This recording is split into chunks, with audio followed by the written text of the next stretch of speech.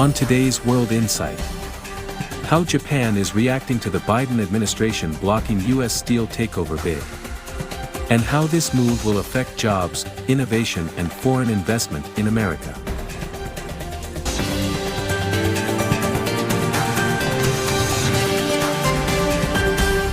Hello and welcome to World Insight with me, Tian Wei. On Tuesday, Nippon Steel held a press conference in Tokyo to announce that the company and the U.S. Steel have jointly filed a federal lawsuit challenging the Biden administration's decision to block a proposed nearly $15 billion US deal for Nippon to acquire Pittsburgh-based U.S. Steel. According to Japanese media reports, this marks the very first time a major Japanese corporation has sued a sitting U.S. president. What is driving this lawsuit and how could it impact the investment environment and also the business environment in the United States and the business relations the U.S. has with its allies and beyond? On all of these questions, let's loop in our panelists. Joining us in the U.S., William Lee, Chief Economist at the Milken Institute. In Tokyo, Benoit Ardi-Chartrand, Faculty Lecturer in the Department of Political Science and International Affairs at Temple University. Welcome to the program, both of you gentlemen. Thank you so much for joining us. Now, Mr. Ardi-Chartrand, tell us more about how the Japanese society and also the business community is shall I say, digesting the latest information about the U.S. president blocking the takeover by Nippon Steel of the U.S. Steel Company? Yeah, so I don't think the business community in Japan is digesting this news very well. It had been a few months that we had seen the signs, the signals had started to come out that it was likely that the Biden administration was going to block the sale of U.S. Steel to Nippon Steel. But despite the fact that this was not a completely unexpected decision, it really hasn't gone down very well. Not only both U.S. Steel and Nippon Steel have vowed to fight the decision by the Biden administration, but also the business community in Japan is very frustrated, including Keidanren, which is the biggest business lobby in Japan. The Japanese government is not happy about that. I was also looking at the Japanese media today and yesterday, and there's quite a lot of op-eds on that news that are criticizing the move by the Biden administration. So yeah, it hasn't been a very good week, let's say, for U.S.-Japan business relations, and we're going to see the fallout of this news in the next couple of weeks. But certainly, it's going to be interesting to watch the fight because they've both decided. When I say both, I mean both U.S. Steel and Nippon Steel have decided to fight through lawsuits. So we'll see where that goes. Mr. Lee, tell us more about how do you see the reasons behind the decision? It was a very surprising decision based on the economics of the matter. It made a lot of sense for Nippon Steel to do what it was proposing to U.S. Steel, which is to say we are proposing to not just have ownership, but we want to improve U.S. Steel to the point where it can be a competitive force in the world economy. It can be a competitive steelmaker vis-a-vis all the other major steelmakers in the world. And to turn that deal down was a surprise to many people here in the United States. Now, it was understandable. People expected President Biden to be against it. And what was somewhat surprising also is that President Trump chimed in and said, I also feel that the U.S. Steel should be purely owned by U.S. citizens and not owned or controlled by foreign entities. That also came as somewhat a surprise because President Trump, one thing about the Make America Great agenda that he has campaigned on for so long is to be very inviting, for the U.S. to be very inviting for foreign investment. And this was one example where he had a chance to say, you could have an opportunity as an ally to the U.S. Japan is one of the U.S.'s closest allies, to come to the U.S. and invest in an American firm and make it better again. That's the kind of proposal that I expected President Trump to champion. But unfortunately, the politics and the name U.S. Steel has a lot of history to it. And it was unfortunate that this particular example was the one that was so prominently made into a test case And in some ways, I must say the U.S. political system failed the test. Mr. Lee, tell us more about these reasons given by the Biden administration about blocking the deal. Nippon U.S. Steel is a so-called U.S. steelmaker under foreign control and also so-called threat of national security and critical supply chains. Do you think these reasons given by the Biden administration stand their grounds? The Committee on Foreign Investment in the U.S., the CFIUS committee, was very undecided about whether or not this was a threat to national security. So already there was some uncertainty as whether there was any real national security issue at stake. But President Biden chose to make it into one by saying, no, it has to be, the U.S. Steel has to be controlled by U.S. But we all feel, who are sort of know what motivates President Biden, is that he wanted to protect union jobs, not jobs for Americans, but jobs for unionized Americans. And unionized Americans represent less than 15% of the workforce of the United States. But nevertheless, President Biden has made his career, political career, out of being a pro-union politician. It's about 800,000 strong, something like that. It is one of the most powerful unions in the United States, no question about it. The United Steelworkers Union not only is powerful, but it also controls a lot of steel companies in the sense that Cleveland Cliffs, which is the American competitor, United Steelworkers were able to say to Cleveland Cliffs, we will grant you the right to bid, which we own. We, the union, own that right to bid, meaning anyone can come and bid on a company, but usually you buy parts of the company, you have to divest others. But by allowing the union to come in and present Cleveland Cliffs with this gift of right to bid, Cleveland Cliff can buy the entirety of U.S. Steel without having to diversify. And so that was a tremendous bargaining edge that Cleveland Cliffs has over any other competitor because the union sided with Cleveland Cliffs, because Cleveland Cliffs is also a very pro-union shop. Mr. Ardi Charton, in Japan, where you are, how people are articulating the reasons given by the Biden administration for blocking the deal? The biggest disappointment is really that this was not basically, this was not a purely economic decision. It was not a business decision because, as Bill was saying a minute ago, this would have been good for U.S. Steel. This would have brought new investments to the United States. Nippon Steel had promised to upgrade their factories in the United States. So purely in terms of economics, in terms of business, this made sense. So this is why, from the perspective of Japan, it is perceived that the Biden administration allowed politics to seep into an area where there should not have been politics. We remember just a few weeks ago, President-elect Trump, together with the SoftBank chairman, was shaking hands with one another, talking about investing in the United States with 100 or 200 billion US dollars, putting that at the backdrop and the big smiles on both faces. This seems to be quite an interesting phenomenon popping up just within a few weeks' time. Yeah, and let's remember, the United States is a place where foreign investors from all over the world, UK, Canada, and Asia, have found a good home and a good fertile field for investments, as SoftBank being the latest example of that. And for this to be such a counterexample, such a difficult one, is going to make life very difficult now for future foreign investors, unless they can see through it and realize this truly is a political game where the outgoing president wanted to protect union jobs. President Trump didn't want to, prior to his election, favor the sale of the iconic U.S. Steel to a foreign investor, and which represents really, truly bad timing in terms of the timing of the deal.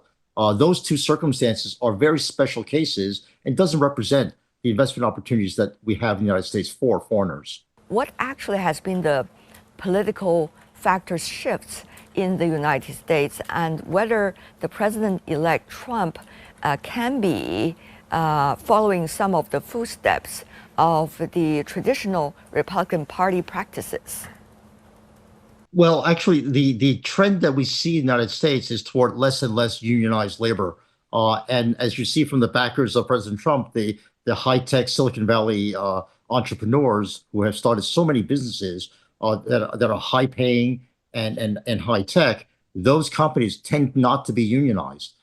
Even Amazon, which where unions have attempted to make inroads, have failed because essentially the high-tech entrepreneurs are saying, look, we are treating our workers better than any union is able to help them. And so in that sense, the real disruptive trend in the United States is the continued decline in unionized labor. And that what we see with President Biden is a last desperate ditch effort to say, I will save union jobs, not American jobs, but union jobs. And I think that's the picture that is being clearly made for the world to see. And I think, investors will see that is an American enclave of small parts of the labor force that's trying to retain its power, whereas the bulk of the workforce is really eager for capital from all over the world, including United States domestic investors, to try to revitalize American industry to the point where we can be a much more competitive force in the world. Oh, well, I fully agree with Bill on this matter when it comes to the political landscape in the United States. We've seen certain shifts in the last few years, and I do think indeed that these shifts are going to be reflected as well in the Trump administration. So yeah, basically these are my thoughts on what he just said. Whether traditional heavy industries such as the steel companies are still the core or the strength of the U.S. economy is very debatable. From where you are in Japan, how people are reading the U.S. Structural changes in its economy and vis-a-vis the public rhetorics, for example, when you have something called the U.S. in front of the topic, in front of the title of your company, it means something else. Mr. Ardi Chaton. No, absolutely. Well, we have seen certainly over the last few years, especially in the case of when the first administration by Trump, a desire to bring back, for example, manufacturing jobs to the United States. Well, he has found that this was more difficult to do. A lot of these jobs, and this is not only the case in the United States, they have moved to countries where labor workforce is cheaper.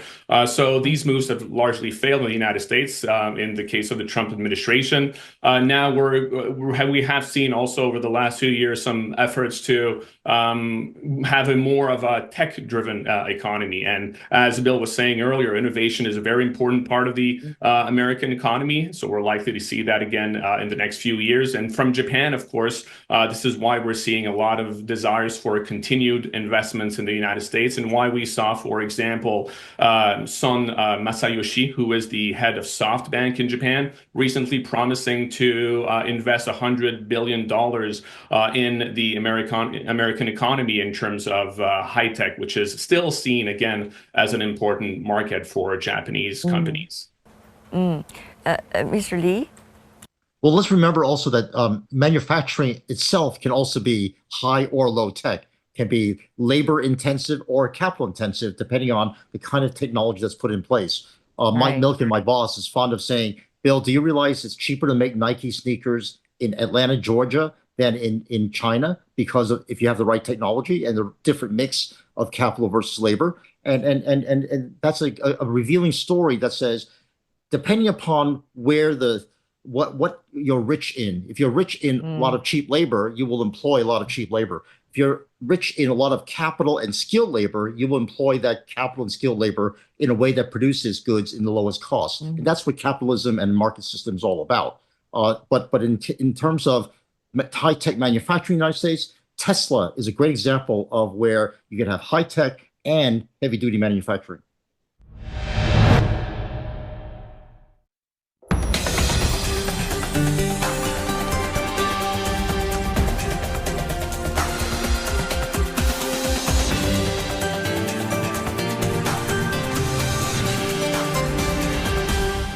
The Nippon Nippon Steel, according to media reports at least, suggested it's promised that once it's acquired the U.S. Steel, it would apply some of the latest technologies it has into the U.S. Steel and the operation. How is that technology part is being viewed right now and discussed? Because it's certainly not just about a steel company. It could be about clean energy. It could be about electronic vehicles. It could be about all the other factors of the economy in terms of latest technology. What we've seen with successful companies around the world, both American companies, Asian companies, European companies, is that the way to do business now is to create the product close to your market. So Japanese cars have been producing in the U.S. for decades now. German manufacturers, the BMW, X5 is exclusively made in South Carolina for worldwide distribution. So I think Nippon Steel represents one of the state-of-the-art companies in steel manufacturing, has shown to be competitive around the world, and the U.S. is welcoming that new technology infusion. And instead, Cleveland-Cliffs is also a specialist in steel making, but with a different technology. And the fear is that Cleveland-Cliff technology may actually create a monopoly position by acquiring U.S. Steel so that it will not be able to allow the kind of competition that we need in the United States to keep steel prices low.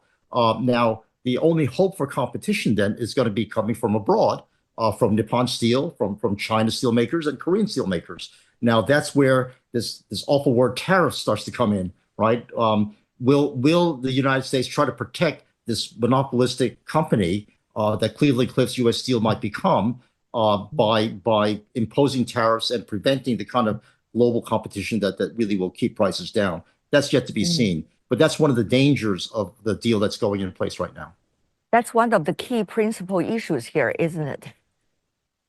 Oh, absolutely. And I think President Trump will also see through that as well, because I think one thing that he knows he's got to do is lower the cost of living for American citizens and for people around the world. And the only way to do that is to allow competition to take place. He got elected by an electorate that said, we can't make ends meet anymore. The cost of living is way too high. And one of his great promises is not only drill, baby, drill to the lower energy costs, but he's also going to have to lower the cost of basic raw materials like steel. How does America as a whole, if I could ask this way, see its competitive edge? Is it about maintaining the name of U.S., or is it about technology, or is it about the so-called national security? So what is there a shared view? As usual, I get questions from you that really cut to the heart of the issues of the United States, that difficulty issues that Americans are facing. The general picture for the United States and manufacturing in particular is that we want the best technologies available from anywhere and the best people available from anywhere. But there are a few special companies in the United States. One of them happens to be U.S. Steel, that has such a history that the name owned by Americans trumps any kind of technological advantage that a foreign investor might bring to the picture. And unfortunately, for that company, U.S. workers and U.S. citizens are willing to say, we're going to live with a less efficient, less technologically advanced company because of American pride. And that, unfortunately, is a pocket that represents a historical situation which has a very special case to it, and that you don't find in any other company. In the Japan specifically, they still view the U.S. market and its competitive edge in a very positive light, which is why this decision of the Biden administration, while it is an unfortunate decision and while it is a decision that has been very negatively perceived in Japan, not only by the business community, but also by the political community, it is not expected that it is going to affect long-term investment by Japan in the United States. So yes, the perceptions of the United States as a market, as a market of innovation, as a stable market, is still, for the moment, still relatively intact. The U.S. is a very important market. Japan is the largest investor in the United States. It has been the largest investor, in fact, since 2019. And in the last few years, we have seen fewer investments of Japan in markets like China, for example. So the United States has been perceived as even more important from the perspective of Japanese businesses. We mentioned earlier the SoftBank investments, for example. This is just one recent example of major Japanese investments in the United States. So that has been generally in the last few days. I've monitored closely the reaction of the business community. And what most businesses are saying here is that they want to continue to invest in the United States. Most of them, and this is something that Bill raised earlier, but most of them are seeing this as more of a one-off decision, something that is inherently political and specific to the very case, and that is not likely to affect the greater trends of Japanese investments. But it doesn't mean that some investors might not try to hedge in their investments in the future, hedge their bets by also trying to invest in other markets. We saw quite mixed pictures even about the president-elect Trump's policy. How predictable do you think the U.S. situation can be for international investors? Actually, I have talked to quite a number of prospective investors. I'm sure you do. In the United States. And my one suggestion to everybody is read Trump's book, right? The Art of the Deal. He actually prides himself on being unpredictable. That is his strength. But the one thing you do know that he tries every time is the initial offer is not the same as the final offer. The initial tariff rate will not be the same as the final tariff rate, depending upon what deal you make. And that's the one thing you can depend on. And I think that President Trump has made it very clear the MAGA agenda, Make America Great agenda, is get more jobs, high-paying jobs into U.S. citizens, make sure our supply chains are protected, and make sure that globalization, as it was, in the 1990s and early 2000s, gets reshaped into regionalization. The regionalization of trade is probably going to be the hallmark of the Trump administration going forward. Individual deals will be the hallmark of the Trump administration going forward. We will not have single deals for everybody. And so the ability to appeal decisions will be something that all businesses will be keeping in mind. And no matter what the initial rulings are, is always the appeal. And what you get on appeal is never going to be made public. So I think that the behind the scenes deals are going to be a very important factor. And as Ben knows, in Asia, that's the way Asian businesses do business, is never a big public deal. It's always what's going on behind the scenes. Generally, the mood over the last couple of years in Japan, and I mentioned it in my previous comment, has been to see the United States as a desirable investment destination. Although, of course, with the Trump administration coming in 2 weeks now, there might be some frictions emerging as we saw during the first Trump administration regarding, for example, American troops in Japan and such issues like this. So it's going to be very interesting to observe the direction of their relationship and the business relationship over the next 4 years. We understand there are some last-minute actions by the Biden administration, Mr. Lee, for different political and reasons. How do you see those decisions and actions will play out when there is an incoming administration that have very different views from the earlier ones, but in this case, on the Nippon Steel and the U.S. Steel, quite similar views, at least for now? President Biden's objective was to seal and protect unionized jobs as much as he can. That's the hallmark of the Biden trademark, union jobs. I think the similarity ends right there because American jobs is what President Trump wants to protect, not necessarily just unionized jobs. And if he can get more jobs for other Americans, that will be the wedge that will differentiate the two on this deal. If Nippon Steel can assure President Trump and the new administration that American jobs and American cost of living will be much better off with the Nippon deal than Cleveland-Cliffs, I think there's hope for that some compromise to be made. And as you say, a lot of last-minute moves by President Biden to seal in the woke agenda that he's been championing for the last 4 years. And unfortunately, a lot of these administrative actions will have to be redone. That'll just take time. And time is what President Trump doesn't have, because this is his last administration. He's got about 100 days to get as much as he can done, because after that, Congress is going to worry about the next elections, as you know, and the minds will be on the next election in 2028. How significant this case study will be for people to understand what kind of U.S. economy and what kinds of U.S. investment environment will be for years to come. Mr. Arti Chartrand and later Mr. Li, please. This blocking or this event is going to be seen or studied for a long time, because it's one of the most significant actions in terms of blocking a takeover of an American company, and in terms of a Japanese company overtaking or taking over an American company.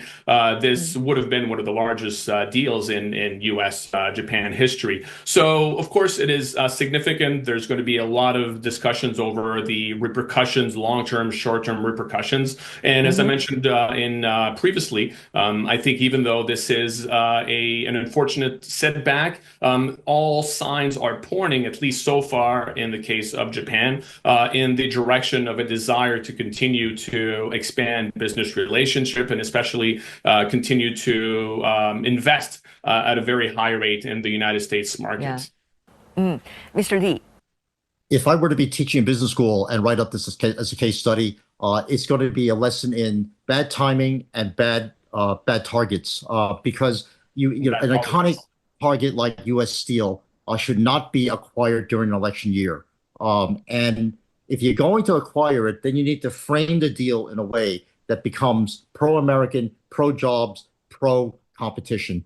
And those are the things that Nippon Steel failed to do. And in fact, the head of Nippon Steel said, "What a terrible time for me to enter into this deal during an election year, but this was a once-in-a-lifetime opportunity that I couldn't pass up." And that was the gamble he took, and unfortunately, he's facing a lot of headwinds now. William Li and Benoit Arti Chartrand, thank you so much for both of your input and insights. Appreciate it. And that's all the time we have for today. If you'd like to know more, search World Insight or check out our YouTube channel. Follow us on X and Facebook. I'm Tian Wei on behalf of the team. Thanks for being with us. Bye for now.